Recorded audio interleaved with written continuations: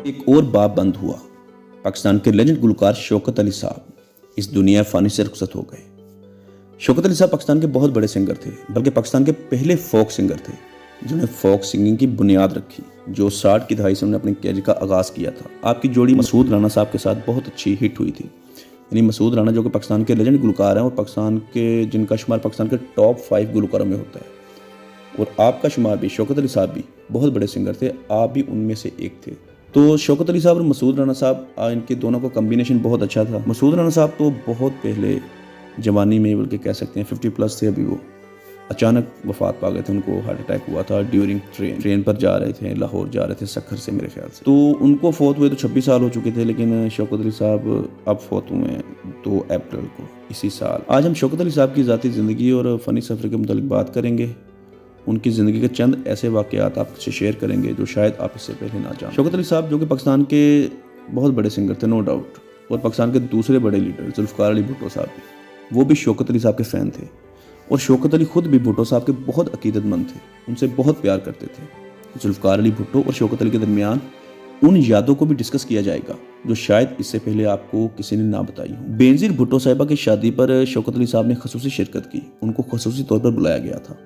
खैर, आपके फ़नी सफ़र का कैसे आगाज़ हुआ, आप कहाँ पैदा हुए, तो बगैर बातों में उलझाए आपको बताते हैं कि शौकत अली साहब 3 मई 1944 को मलकवाल ज़िला गुजरात में पैदा हुए।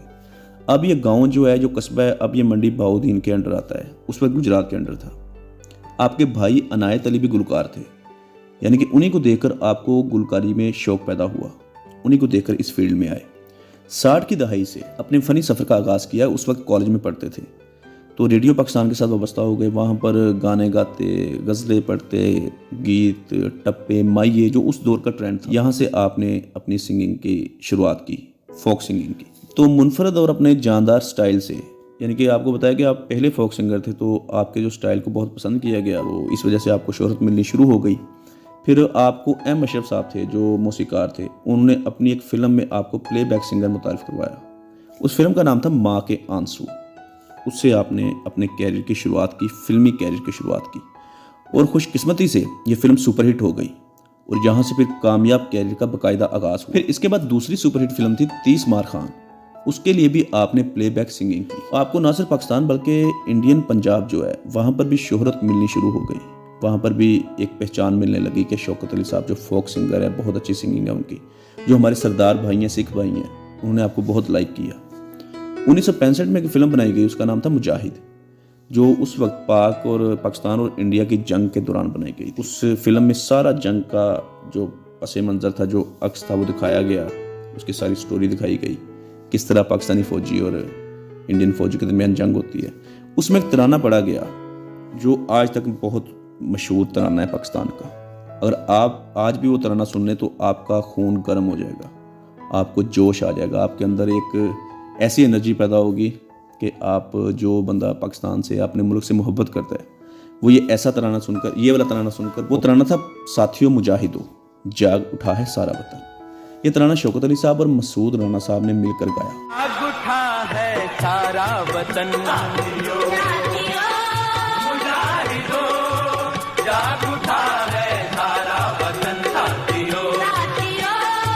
यानी कि यहाँ से दोनों का कम्बिनेशन था जो इनकी दोनों की जोड़ी को बहुत पसंद किया गया, और इस तराने ने आपको मुल्क गिर पूरे पाकिस्तान में मशहूर कर दिया, शौकत अली साहब को भी और मसूद राना साहब को भी। बेशुमार फिल्मों में आपने प्लेबैक सिंगिंग की, बहुत सारी फिल्में की।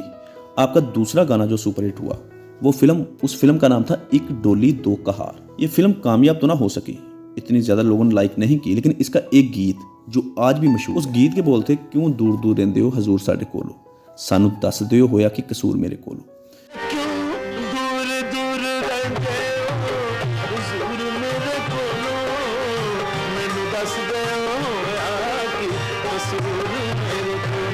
इसके अलावा एक वजह शोहरत ये भी थी कि शौकत अली साहब को सूफियाना कलाम पर बहुत अबूर हासिल था।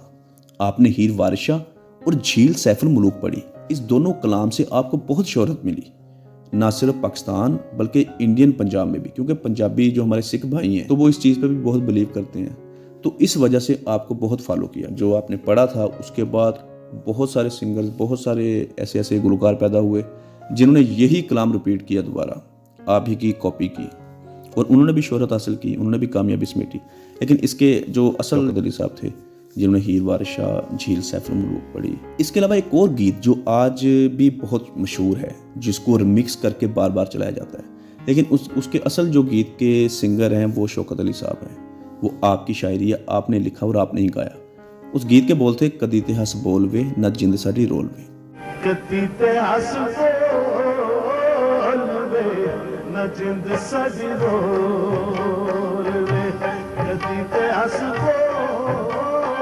ये शौकत अली साहब का ये गीत है। इसको बारहा मरतबा रिमिक्स किया गया, पाकिस्तान की जानब से भी, इंडिया की जानब से भी, बल्कि इस गीत को इंडियन फिल्म में ऐड भी किया। लेकिन थोड़े से इसके बोल चेंज किए गए, शायरी चेंज की गई, लेकिन जो असल गीत था वो शौकत अली साहब का यही था, कदी ते हस बोल। गीत गाए, बहुत सारे सुपर हिट हुए। कई ऐसे ऐसे गीत हैं जो बाद में कई और गुलकारों ने गाकर शोहरत समेट ली, और ऐसा फील होता था कि शायद उनके गीत हैं, लेकिन वो असल उनके नहीं गीत होते थे, वो शौकत अली साहब के थे।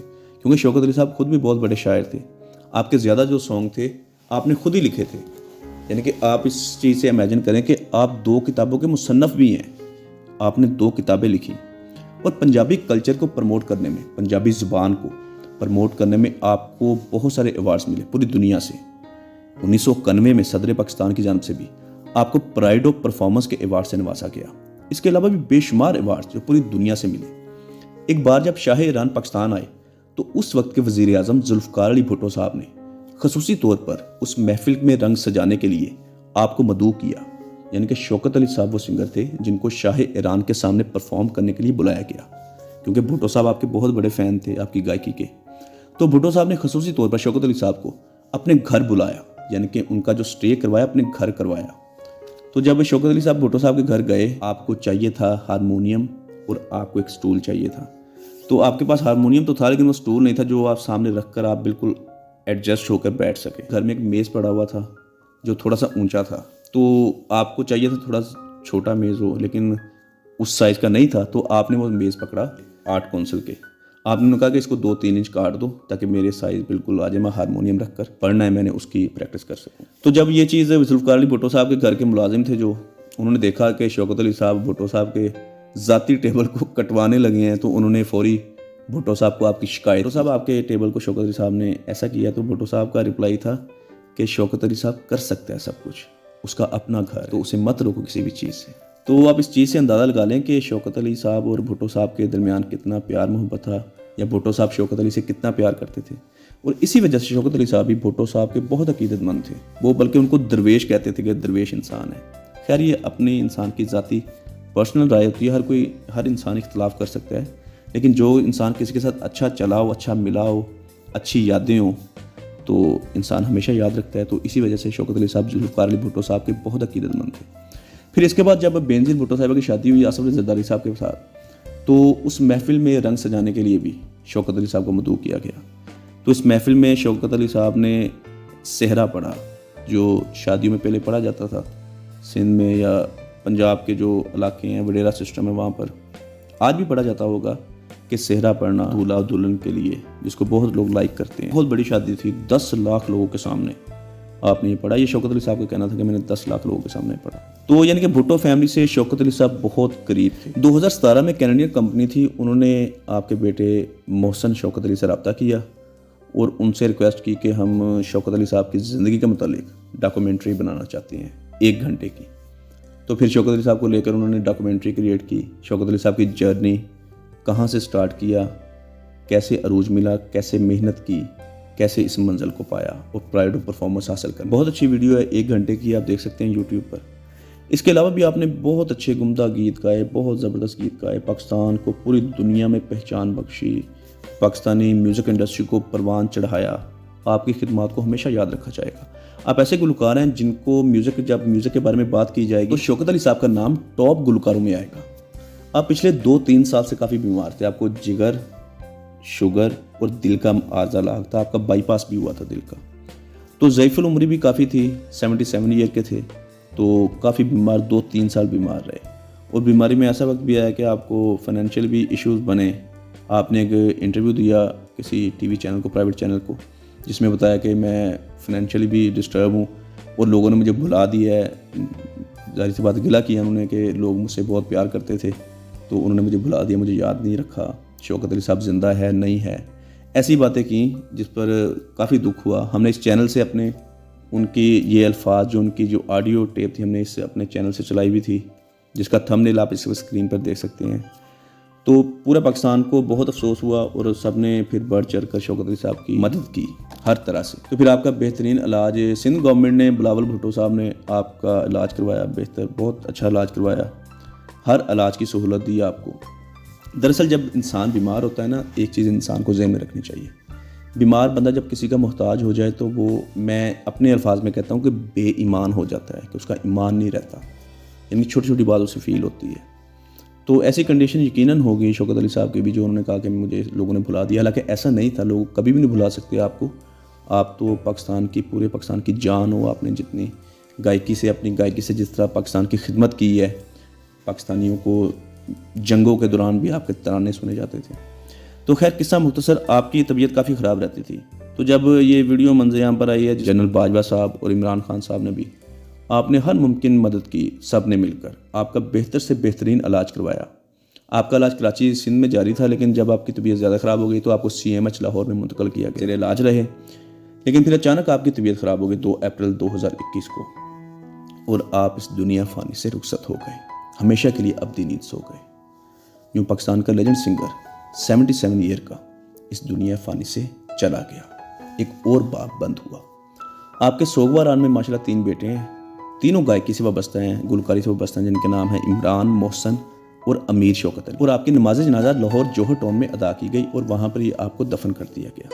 हमारी दुआ है कि अल्लाह पाक आपके तमाम गुनाह माफ़ फरमाते हुए जन्नतुल फिरदौस में अर्श आला मुकाम अता फरमाए। दोस्तों, आप सबसे गुजारिश है कि एक बार सूरह फातिहा और 3 बार सूरह इखलास पढ़कर शौकत अली साहब को लाजमी बख्श दें, अल्लाह पाक उनकी मग़फ़िरत फरमाए। उम्मीद करते हैं आपको हमारी ये मालूमाती वीडियो अच्छी लगी होगी। अगर आप मज़ीद अच्छी वीडियोस देखना चाहते हैं तो हमारे चैनल को सब्सक्राइब और साथ दिए गए बेल ऑप्शन को भी प्रेस कर दें।